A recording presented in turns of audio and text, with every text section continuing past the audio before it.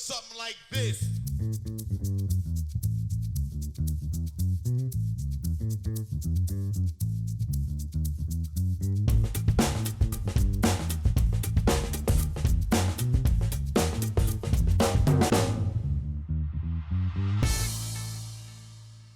Hello, everybody. If you don't know who Mackenzie Gore is, he is a member of the Washington Nationals. He's one of the big prizes for Juan Soto and is currently joined on the Major League team with C.J. Abrams and James Wood, also in that basically three of the best players now they got for Juan Soto. I would say that the trade is working out pretty good for the Washington Nationals right now, and they're going to be part of their winning ways moving forward. If they win soon, it's going to be good, probably because of these three guys. So he started his first opening day. He struck out 13, setting a Nationals record, surpassing both Steven Strasburg and Max Scherzer, which is quite the achievement and just tells you what type of stuff he has. Statistically, in the last couple of years, this is what we're going to be talking about, how he's improved, and we want to find out, is he a bona fide stud, and what, if any, things he needs to adjust or maybe add or subtract that will get him there, in my opinion. I have some recommendations for maybe pitches he could throw, or even locations he could focus on. I don't know. I just work here, but maybe he'll care. Maybe he'll care about what I have to say. Little background on him, all right? He's got a high ride four-seam fastball. I believe, according to Savant, 11.8 inches of drop, accounting for gravity, which is top 20 in the league-ish and really good for a lefty. He throws hard. He averages 95.4 on the fastball this year, which is up about half a mile an hour. I'm going to lose my mind. Hi. Oh my gosh. Mackenzie Gore. Let's talk a little bit about him. Innings, 166 innings. He struck out 181 guys last year. Green flag. Green flag. The guy can miss bats when he needs to, and he takes the ball every fifth day. He made 30 starts last year. He made 27 starts the year before that. Those are very good numbers as well, especially for a young guy. He's pitching a lot. So we want to see body of work first. I want to see the guy take the ball and be healthy. He can strike guys out when he needs to, and he can throw innings. So we got the two red arrows here for our green flags. Probably should have made them green now that I'm thinking about it, but opportunities were missed. That's the good stuff. What has he not done as well? Because all this stuff peripherally, he should be a stud, but he isn't, because he still gives up a good number of hits, more hits than innings. I don't like to see that. And he walked 65 guys last year and a batting average over 250. These are all things I don't want to see an OPS of 700 either. He's given up more contact than he should give up. Full stop. The guy is too nasty. If you can strike out 13 guys in 6 innings, you shouldn't give up as many hits as that. You just shouldn't. So what is the big problem? One big problem is his command. This is all of his pitches from this year. Look at how many misses. These are curveball misses. These are called misfires. These outliers are just uncompetitive pitches, and he has so many uncompetitive pitches. You want to see closer together clusters. You don't want to see a bunch of you don't want to see these great bunches out here, and he's got them for every single pitch. So not only does he not have great command, he doesn't have great control, right? Getting that strike, throwing it in the box sometimes is an issue. There is a statistic on True Media that I use called competitive location. It draws a dot in the middle of the zone, and then it draws a big circle 18 inches all the way around in diameter, okay? When you're in that circle, it's a competitive pitch, meaning it's close enough to the zone that you might get a swing. Outside, it's considered non-competitive. You probably won't get a swing. This year, he is 84% in competitive location. The major league average is 86.3. So he's below average, still competitive location. Actually, that was a misnomer. Not a misnomer. That was a lie.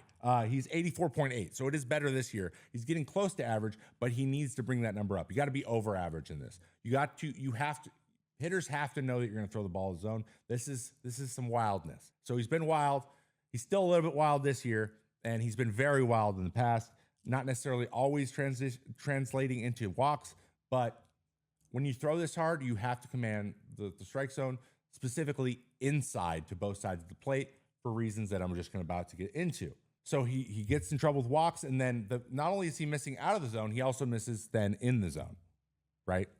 It's not just one way usually, it's both ways. So when you're going for a corner, you'll miss down the middle, you give up the home run. He is a ride guy. He doesn't have a sinker. And so home runs can be, giving up the 3-run home run is basically Mackenzie Gore's biggest problem. This right here is where he gives up all of his damage for the last 2 years. Everything that I just showed you, like all the statistics, this is encompassing those. So middle and kind of at the knees, that's where a lot of guys give up damage, but he throws a lot of pitches there, right? But if you notice, there's nothing on the corners.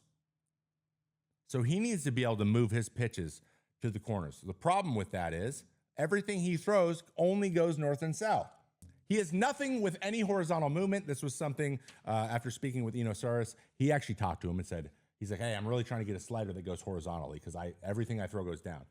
His horizontal movement on his slider has increased by 1 inch this year, but it's gone from 1.5 inches to 2.5 inches. He needs a sweeper or he needs a cutter. He throws a cutter that's just a harder version of a slider with the exact same movement. He's struggling to throw anything that starts on the plate and then goes off the plate. So what happens is when he misses in and out all the time, those pitches were never seen as strikes because nothing moves side to side. So hitters just assume it's going to go down or it's going to go up. And when it's not over the plate, they just stand there. So he's getting these close pitches taken, and he's got to be fully in the zone, which then brings him back to the middle, which gives him the issues with the big damage. So he needs something that goes in or out. My suggestion, try something with the sweeper grip. Just give it a shot. Or he throws a 4-seam changeup that he rarely throws. Let's try seam shifting that thing, or let's try learning some sort of split or maybe a kick change from a lefty. Something. I feel like changeups are the best way right now to get horizontal movement.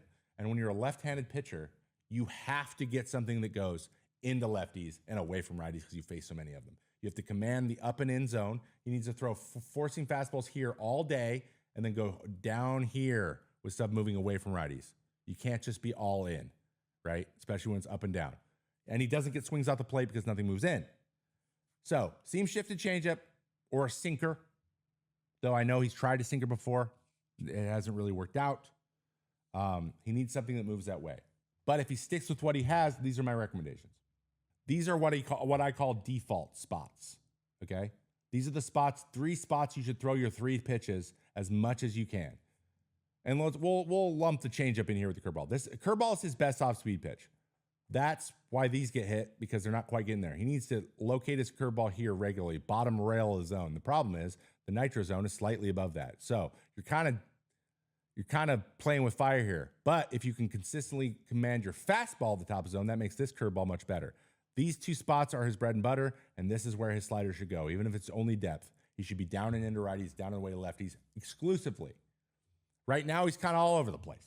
But if he can hit these 3 spots consistently with those 4 pitches, we're going to see a much better version of Mackenzie Gore. Do I believe this guy could be a bona fide ace? Yes. It's not stuff related. It's very similar to what we talked about at the top of last hour with Emmanuel Clase and whether or not we're worried about him, because he still throws 100. And if you're still throwing 100, your stuff's still there and you're still getting quality swings and misses and you're just giving up hits, it comes down to execution. Maybe there's an adjustment of how you want to attack guys. I think the same thing here, except it's just command. It's just executing the pitch in the spot you want it and not missing so much. And I think it starts with control. It starts with just throwing it over the plate and taking those chances and then getting more fine from there. And it seems like that's the change we're seeing now. So we might still be a year away from elite, but this guy's got the stuff to be truly elite, a true, real opening day, game 1 in the playoffs type starter. I know they have Josiah Gray. Josiah Gray profiles more as like a 2 or 3, in my opinion, more likely a 3. But this guy could be the true prize for that. So there's a lot of bright spots, a lot of things to be excited about, but it's still so much room for growth. It's going to be interesting to see what he does for the rest of this season.